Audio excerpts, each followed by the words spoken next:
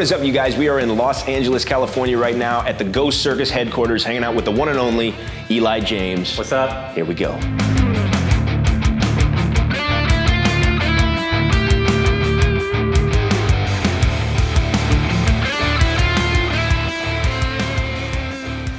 I think the coolest thing, man, is that how you've designed for some of the rock stars that we grew up knowing and loving, and some of these guys that wear your stuff now. It's like Josh Dunn, 21 Pilots, Black Veil Brides, CC wears your stuff, right? Yeah. And then, I mean, Sum 41, Frank Zumo, you guys are good buddies. And like since the beginning. He was actually, to be straightforward, he was one of the only ones that was like, dude, I see your vision. This is dope.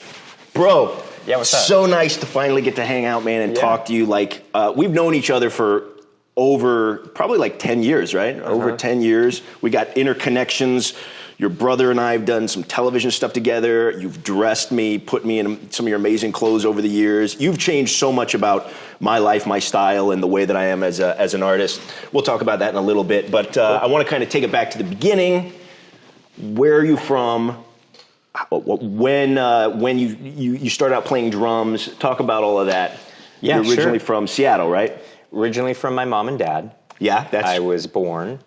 Actually, I was born in the University of Washington, and so I was there, Seattle native.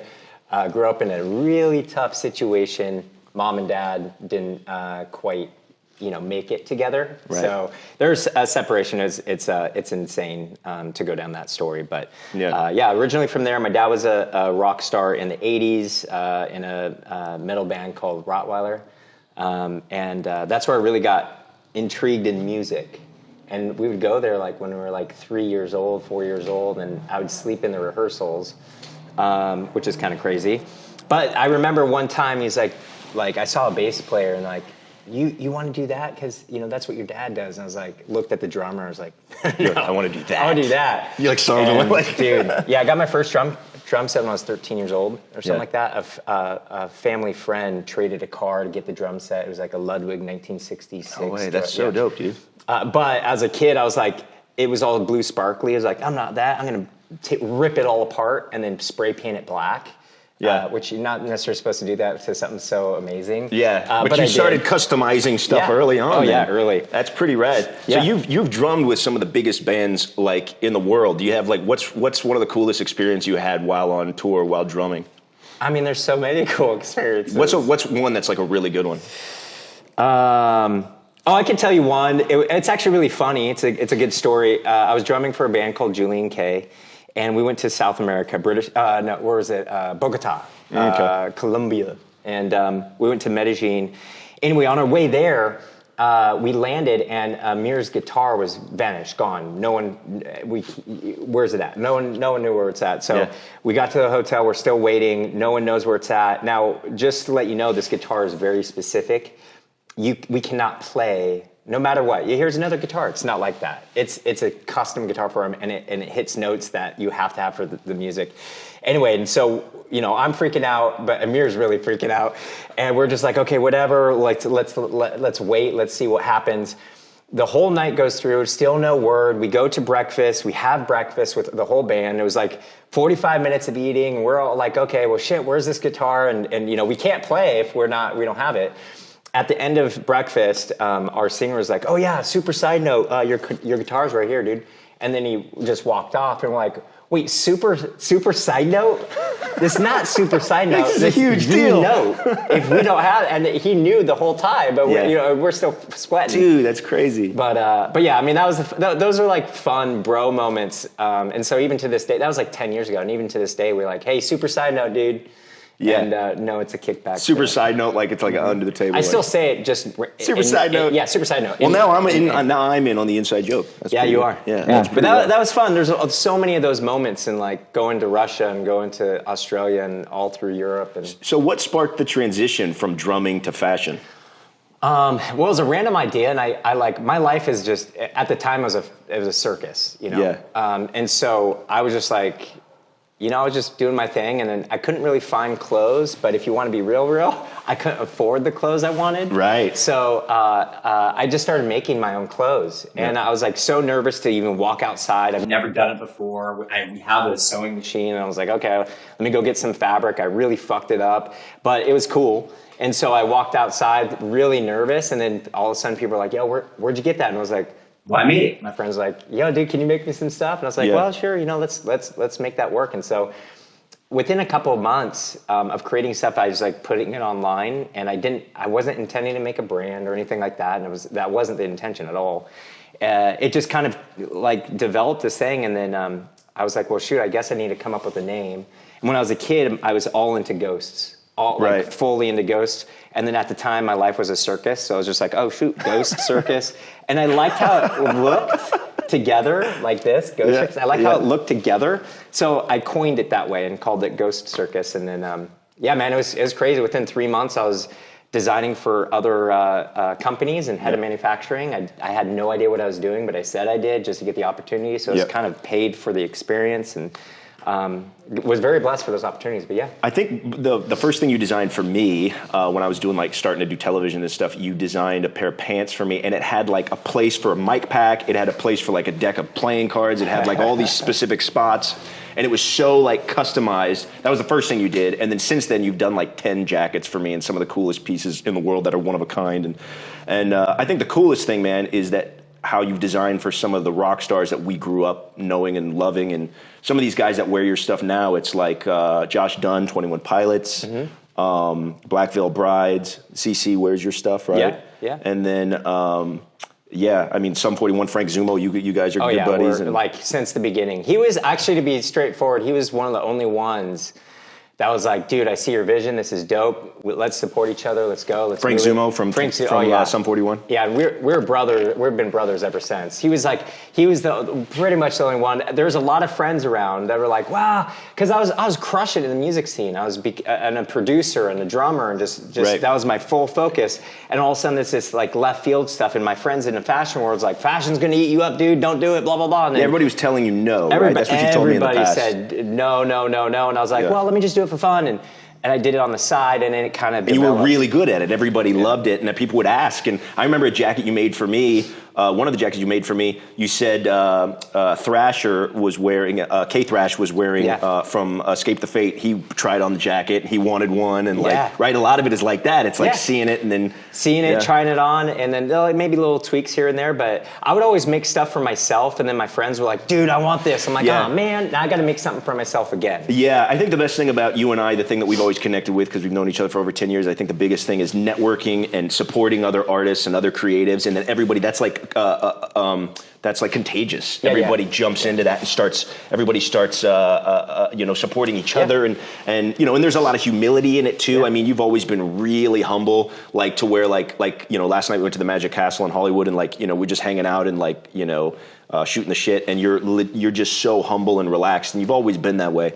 And I think that's the other thing that's really, really cool about you. Your optimism has always been just mind-blowing to me. What what sparked that is when I was a kid, because it was so gnarly between my mom and my dad. And my mom, it was like complete left side of the tracks, bro. Yeah. Like most wanted list in Washington, in and out of prisons, body trafficking, major manufacturing major drugs, and unfortunately giving her kids to people for drugs. If that, I don't want to dive into that, but it was a gnarly thing. So I could either go that way, or I could go my dad's way, which is more positive and light, and like you can make your dreams happen. And I had to choose one. So I think it was you had to choose one. I had to choose one, right? I could go this way or go that way. And I think that. Do you remember that time whenever you were like, I could choose which direction to go? My mom is in this dark place. It wasn't a specific time. It was many times, and it was a coping mechanism for a long time.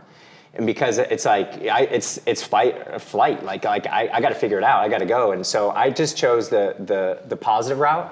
And even with that mindset, is everything still kind of came together because of it. Every little nuance that my life has presented, from acting to sales to music to fashion to merchandising company to help other brands, and that's what we're really focused on now. But without my mindset and doing all that stuff, I've never been that way. I would have been like dead or in prison. Did you find that remaining optimistic each time as you had the decision multiple times to go back to being, to be like, whenever you started to think negatively and think I'm going to, well, my mom has been like this and messed up, and so that's just where I'm going to end up going. But then whenever your mind would go back to being more of an optimist, did you find that always helped more, so it helped keep you in that headspace? Because I'll say right now, out of everybody I've ever met, and you and I are so big in networking, and we know so many great, amazing artists and people, and everybody I know, you are the most optimistic, and I know that your wife, Tara, would say the exact same thing. Tara, Tara's got a whole nother level of her story, and your wife was Miss USA and went through all sorts of crazy stuff. But I know I've heard her say so many times that Eli's the most optimistic human being on the planet. Yeah. So going back to what I'm asking, it's kind of disgusting. Going back to what I'm asking is, in those moments, did you find? Because I'm thinking about anybody watching this, like we have these moments, right, where we can decide in those dark spaces if we're going to stay in it or just let it be a passing thing and then try and swing our way back to being optimistic and positive. Yeah. What really helps you remain in the positive headspace to where now people like me and your wife, Tara, and so many others can say, Eli's the most positive guy, and he's like, we want to be around him, and It's interesting because it really depends on the situation at hand, I think. Some things are smaller than others. I got into such dark spaces when I was a kid that I've developed a habit of just always staying positive, or like something will happen. I'm like, well, then that's because something else is happening. Like dark things happen so you can understand the journey and then see the blessing on the other side. But as long as you understand it and you adopt it and you can move forward with it, that's where it all comes into play for myself. Did your dad help you with that headspace? How did you figure that out on your own? A lot of people struggle with trying to come to any kind of optimism or positivity when they're going through such, especially whenever there's depression is circumstantial, you know what I mean? I honestly think, of course my dad at points when I was a kid had definitely helped me out with it, but it's not like I leaned on him and asked him about it when I went through certain circumstances. I did ask him, like, hey, this is coming on, I got to figure this out, and like we would just, he was a great place for throwing spaghetti on a wall and just going, hey, that that could work, that could work. He's always supportive. What you're doing is amazing. You're on the right track. Oh, it looks like you're doing great. And it's a support system versus like I could have chose whatever direction I wanted to go and he'd still support. So that's important. But I think being positive no matter what happens. Like, for example, I was drumming for this band called Static X, Wayne Static. And I've never explained this, especially publicly. Okay, but this is kind of what turned me into focusing on solo stuff, focusing on GhostCircus, and focusing on that is I got an opportunity to play for him on a tour. Well, the drummer at that point in time was kind of expensive. It was one of his best friends, but it was kind of expensive. So the management team hit me up and asked me if I wanted to join the band for this tour. And they had a budget. And I was like, okay, cool, which is less than half of what the budget was. But I wasn't at that point in my career where I can ask for more. But I was like, okay, cool. So I ended up taking the gig. It was in 3 months. I stopped all my side work because I was juggling 7 jobs at the same time. If you don't know, as an artist, you juggle a million jobs to make it work, but it looks like you're a rock star, just so you know. So I was juggling everything. I was like, okay, I'm going to reinvest. I took all my pennies and everything and put it into this, got new drums, got new drum heads, got new pedals, got new inners, got new everything, and focused and literally learned 3 albums, exactly how I was told to learn them. We did the rehearsal, and it did not go well. The singer didn't like how I was playing it, and I was like, but this is exactly how the guy played it. Like, these are the videos I was told. And he goes, dude, I hated how he played. That's not how I want it played. So within like seconds, I'm like, oh my God, I got to relearn all this stuff. But I'm like, yeah, no problem. Cool. I'll just dumb it down and all good. No worries. But in my mind, I'm like, oh my God, fuck. Well, we did a show the next day, and even on that show, I had no in-ears. I couldn't hear shit. So I'm so new to the space, but they're in that realm, but they're like, let's just go. We got to go. I'm like, okay. And so I did. I played it. And then afterwards, he's like, dude, good. Fuck, man. That was well done. I'll see you tomorrow. We're on tour. Okay, great. I got a call that next day from management saying, hey, so we're going to go ahead and go with the old drummer. And I'm like, wait a minute. I just did all this stuff, all this crap. You had this expectation and everything now. And the only thing I could come up with is the fact that he was a higher price. They used me to negotiate with him to bring him down and call it a day. That's the only thing I could come up with. And it really like just bothered me. And I was like, you know what? I don't want to be a part of someone else's dream, especially if this is how it's going to be. And the music industry is like that. But you build relationships where you find friends that aren't like that, which is like the Julian K guys are so phenomenal. And they're so like giving and they're so amazing and so supportive. But there are some other nuances that you would never know. And it's crazy and it's out of left field. And you're just like, okay, so that's what really put me on the edge to focusing on Eli James' experience, focusing on GhostCircus and really making that come to life. So GhostCircus is like majorly blown up. I mean, what was like the turning point whenever you knew you were onto something big?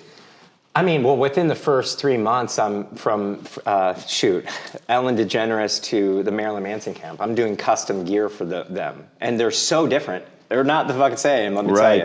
So it was weird. And at that point, I was like, I need to talk to somebody that knows what they're talking about. So there's only one designer. I went over to her place. I was like, look, I need you to be... I need you to rip me a new asshole if I'm doing it wrong. Don't be my friend, please, for the love of God. And she's like, well, this is actually awesome, and what you're doing is great. I would do a tack stitch here and do a cover stitch here, and other than that, this is awesome. This is amazing. I was like, oh, okay, so I'm on the right track. And at least I got some solidity. Now she works at FITM. She's one of the teachers, so she knows her stuff. And so from there, I'm like, okay, I'm getting myself in these positions to do that. And then I got the opportunity with Blackcraft Colt. They're like, hounded me for like 3 months to design for them. So because they were a t-shirt company, but they wanted to elevate and get into custom cut and sew in America or domestically. And so I said, okay. And finally we came to a decision and I got the opportunity to do stuff for them. And then from that, I started talking to other brands. And that was early on in your career, you told me before. Yeah, that was within 3 months, 4 months. And then, so the opportunity started coming. I said, okay, yes, even though I had no idea. I had to learn everything and on the back end and prove myself and make it work. Yeah, and a lot of it has been, like you would say, a lot of it's like networking, knowing people right out the gate, and from your, connections in the music industry, obviously, and all that, right? Yeah. I mean, so acting taught me how, like, what you wear makes you feel a certain way. The sales aspect, because I got into sales, one-on-one sales, group setting sales, and that really got me out of my shell, but taught me how to sell things, one-on-one or in a group set. And then jumping back into music was like my heartstrings, but connections. Then when I got into fashion, it all kind of came around. It's full circle. Yeah. So I learned that what you wear makes you feel a certain way. So let me like empower other people to feel comfortable in their own skin with GhostCircus. So I was like, okay, cool. And then how do I sell this? And then let's use some connections that I know support me because I support the shit out of everybody else. You do, yeah. And it's just kind of like, a stew that became phenomenal after years. And it developed into GhostCircus merch where we do this with a ton of brands and bands and, fulfillment and production and customer service. And we actually do everything successful for GhostCircus apparel. We're adopting and giving to other brands, even like Feather and Bone. That's true. Yeah. So you've designed stuff. I mean, for it's been all over TV. You've designed 10 pieces for me for any of the TV stuff I've done. You've designed. Right now.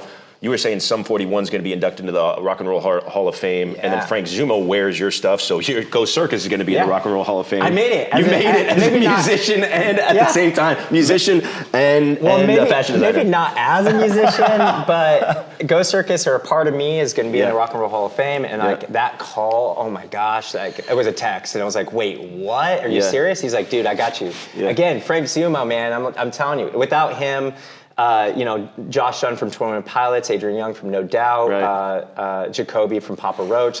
You were good friends with Skrillex too for a long time. I saw he drew a whole drawing for you on the drum head over there. We'll get a little shot of that. But I toured with him. I was supposed to be Sonny, right? Sonny Moore. Skrillex, at the time, he was watching Little Red Radio perform, and he was getting out of From First to Last. Wow. And so he was in a different mind space at that time, and we all shared an art space downtown. Right. And so we're like, hey, come to our shows, and it was Little Red Radio was it was a mix. It was like DJ world, rock world, hip hop world, all in one. it was he could tell you it was a little interesting dynamic, but it was working, and so I had Sonny come to it was called Blow Up LA, and it was like 700 kids there. Dan Cena was there as a DJ and us, and he was sitting right next to me when I was playing, and he was just so down, man. He was like at a point in his life, he's like, I don't know what I'm going to do anymore. I just left the band. I'm stuck. After that night, he goes, Eli, I got it. I was like, what's up, bro? He goes, I'm going to be the biggest DJ in the world. I was like, yeah, I'm going to be the biggest drummer in the world. Let's go. And it was like one of those moments. Bro, that's awesome. Yeah, and then he, when it came time where he did the Black Eyed Peas remix, did the Lady Gaga remix. Right. One time, Lady Gaga, he was supposed to get it to their management team, I think by 4:00 in the afternoon. It was 3:58, and he goes, he's like, we have to go to FedEx, because we're literally, he went to FedEx to I think fax and stuff over back then. And so we were running, and we got outside the doors to FedEx, and he dropped to his knees. I was like, whoa, we're right here, let's send it. It's like 4:01 p.m. And he's like, dude, I'm too late. I'm like, what are you talking about? We're right here. And he goes, no, they don't know me. They don't care. Like, this was supposed to be like anybody that bought that album will get my remix, and my name would kind of go out there. But it was like 4:01? 4:01, and we stopped. They said, done. We're not accepting it. And I'm like, I remember that moment. I'm like, oh my God. So we stayed in touch for a long time, but then obviously, I think deadmau5 put his number on his T-shirt and said, text Skrillex at like a Grammy show or something like that, and then so I lost his number, and I'm like, oh man, so we haven't connected, but if we ever see each other, like, oh my God, dude, it's been like 15 years. Dude, wow, that's awesome. So, bro, I want to kind of, bring it to, you're married, like I said earlier, you're married to Miss USA, Tara Connor. You guys have a beautiful daughter. How has fatherhood changed you? Because I want you to talk about for just a second. I knew your journey. You guys were trying to have a baby for years, and I always believed that you would. Can you talk a little bit about that and how fatherhood has changed you? Because you are such a good dad. So I want to kind of talk about that. Well, yeah, I mean, when we got married, it was the day of. We're just like, let's have a little kid. First off, we were both so independently for ourselves because of our careers that we would never want to bring a kiddo. But when we got married, it was like solidifying. It was like, it was crazy. We're like, let's get a kid. And so we tried before all of our friends. Right. Within a month, one of our best friends got pregnant. Another month, another best friend got pregnant. Everybody started getting pregnant, and we just tried. Yeah. And it was really... We were having kids? Yeah, you guys were having kids. It was one of those things where it's like, no one really understands it because, for her, she thinks she's broken. For me, I think I'm broken, and we don't know. And then you going through the IVF route, they don't let you just go through the IVF route. You got to try for 1.5 years or 2 years, and then they do IUI and try that for 4 to 6 times or whatever. In our case, it was 4 times. And then if that doesn't work, then go into IVF. And we're 4 years deep, $85,000 deep, and we're just like, this is just a hope shot. And we had one good follicle, one good embryo, that we're like, okay, this is the one we're going to transfer. And every day we did shots. And we still have maybe 200 shots or whatever. We still have it in storage. Have you seen the photo? There was a photo of a girl, a girl's daughter, that they laid down the baby and then they put all the needles in a heart around her. We did that. You did that? Yeah, we did that. Oh man, we got to show that photo. That's so okay. rad. Yeah, I can send it over to you. Yeah, we'll put it on here. We did that. I mean, it was interesting, but the what people also don't talk about. We're very open, and so we talk about all of our infertility online and experience. You guys talked about the whole journey throughout the whole thing. And we're finding out later, like friends are hitting me up, like, dude, I would never have had a kid. I would never have gone through IVF if you didn't. So thank you. I'm a father. I'm a mother. Thank you. And we're like, why didn't you tell us then? I've had friends, so open. I have a buddy who's who films the TV show Masters of Illusion with me every season, and we talk about him and his wife have been trying to have kids for a little while. His name's Murray Sawchuk. He's a headliner in Vegas, magician. And I was telling him about you and your experience because he was really, saying he was really upset about they've really been having trouble. Yeah. And so it's wild how far the reach of that can go, where you can, reach so many people from your guys' story and your situation. We're just so transparent. It's stupid. It's like, why would you post that? It's like, because people can relate and we can help, somebody. And so, but that taught me patience to a point. Then it's funny, and nobody really talks about it either. There's 2 things. Is for us, because we went through IVF when we had our child, it wasn't like for me at least, and I can't talk on Tara's behalf, but it wasn't an immediate, oh my gosh, I'm in love with this thing. It was more like, what did we do? Like, and then within the first week, we're like, oh no, did we do something bad? Like, can we even do this as people? And it took a while. Like, she's a little over 2, and I'm still falling in love with her, and it's just going to get deeper and deeper. But I didn't. Because you're going to get to know your own daughter better and better as she grows and becomes a human being. Yeah, I didn't really fall in love until after like a year and a half. Then I started to. That's pretty normal as a dad. So they say that women fall in love with their baby whenever they get pregnant and become a mother when they get pregnant, and men become a father when they meet their kid and start to get to know their kid. Yeah. And so that's actually pretty normal, bro. My daughter is 4, and she's my best friend and the coolest kid, and she's so much fun, and she has this personality that I'm like, where did this come from? Like, they become their own person, and as you get to meet them and get to know them, I mean, you already met them, but as you get to know your kid over time, and you grow with them and you see the person that they're becoming, you fall in love with them more and more, because we have this instinctual thing that God put in us where we love our child instinctually. Yeah. You have this protective nature that's something that's almost... it's almost animalistic where you're like, I'm going to protect my kid at all costs. We have that naturally, but then you learn to love them and you grow with your kids, through getting to know them more and more as they grow. I didn't know if which is super cool. I didn't know if it was because of our IVF journey or what, but I was like, I mean, it was tough, and a lot of people don't talk about this. I don't know why. You should talk about it. Hello. Yeah. But anyway, it's one of those things. But it brought me so much joy, and we're trying for another one, and I don't know if we have to go through the IVF route or not, but we'll see. We'll see how it goes. So I mean, it's like you encourage so many people that are going through it. I mean, you would say for everybody, I mean, it's worth the right. I mean, isn't it worth it? It's like worth in every way. I mean, you go through it and then you end up having this beautiful kid. And at the same time, when you're 60, 70, 80, and you're watching them go through life, and they have their own kids, it just gives you, more to look forward to and stuff like that. So that's why I'm like, man, maybe we should have 2, just in case they have to wipe our diapers when we're old. Yeah. At least, There is this thing about them playing with each other too. Yeah. My son and my daughter are only like not even 10 months apart. They're called Irish twins. Oh, wow. Because whenever they're that close apart, everybody just thinks they're twins. So they're called Irish twins. Oh, nice.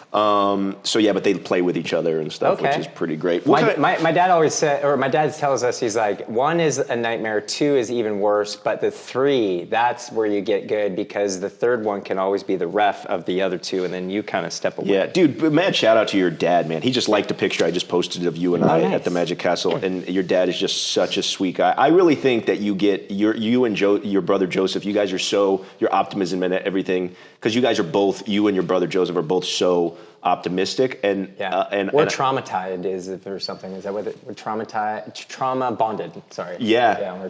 You guys bonded that. Yeah. And I think your dad seems so optimistic too, despite all the stuff you guys were going through.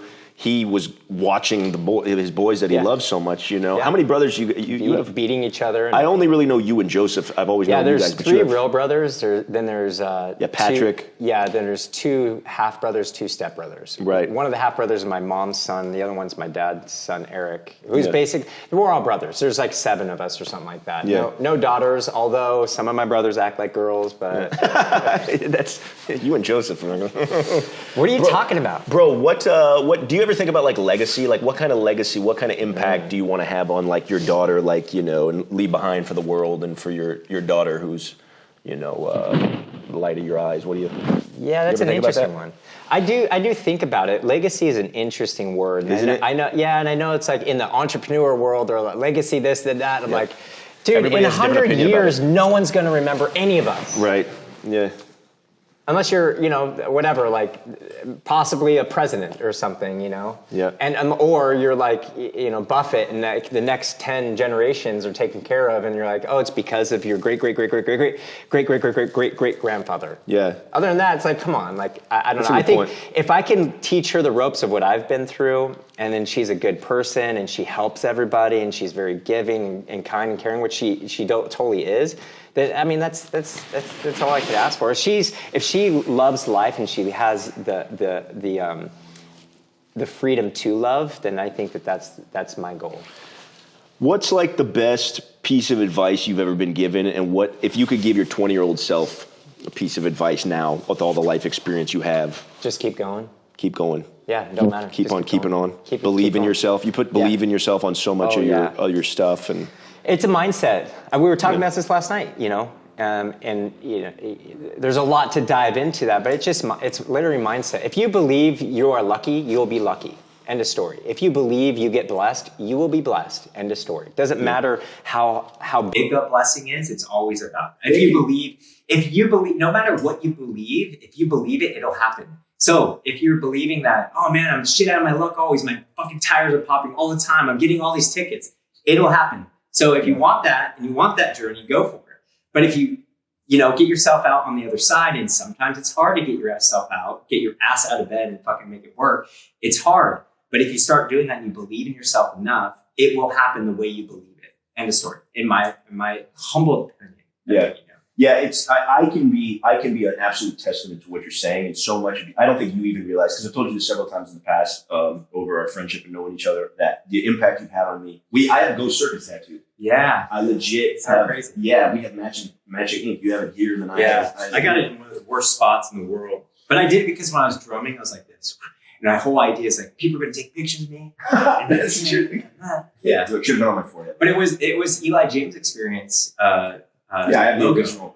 Yeah. It looks like an E. It's an E inside in the triangle for like communication, reality, understanding. Well, I did that. Every tattoo I have has meaning, and I did that because the meaning that you had, you changed my outlook on style, on fashion, on viewing the world, on believing in yourself. Yeah. A big part was believing in yourself, cool. Kind of knowing who you are as an artist, knowing who you are as a creative. Yeah. And, that's a big thing too. The constant belief in yourself is something that you really helped with me and inspired me in. And, and you talk about, the bond you have with your brother from the childhood trauma. Both brothers. And by the way, Pat, my younger brother, Pat, was DJ Magi. He taught Sonny how to DJ. Oh, no way. He taught Skrillex. Yeah, and Skrillex was talking about, I think it's AP Magazine 2008. He'll go through and go, yeah, my boy DJ Magi, whatever. It's a long-ass time ago. But either way, he taught him how. So, I don't want to dive into that, but there's some funny stories. That's really rad. I didn't know that, dude. That's so crazy. We're going to have to do a follow-up. I'll give you a photo so you can use it. Yeah, my brother great. Pat, DJ Magi, back in the day, he don't DJ anymore. He taught Sonny how to DJ. Yeah, that's awesome, man. I think your story helps so many people, and your way of living your life helps so many people you aren't aware of. And I know you pretty well. I don't think you overthink it. I think you just live and love people and love helping other people. Yeah. And it's hard if you start overthinking. You're just going to step on your own feet. Yeah, it's very true. Yeah, you just go. Don't worry about it. Just go. If you loved something, if you love to do something in that moment, and just run. Just go. If you love something else in another moment, fine. Go run. You're going to build your journey. You're going to build your story. Yeah, 1,000%. Bro, this has been great. Thank you so much for hanging out, man. Thank you so much for being a part of Feather and Bone. Yeah, this is awesome. And what we're doing. Yeah. And we love you, man. I love your family. I love Tara. I love Zizi. I love you guys very much. And thanks so much for hanging out, man. Yeah, absolutely. Dude, this has been fun. Thank you so much, too.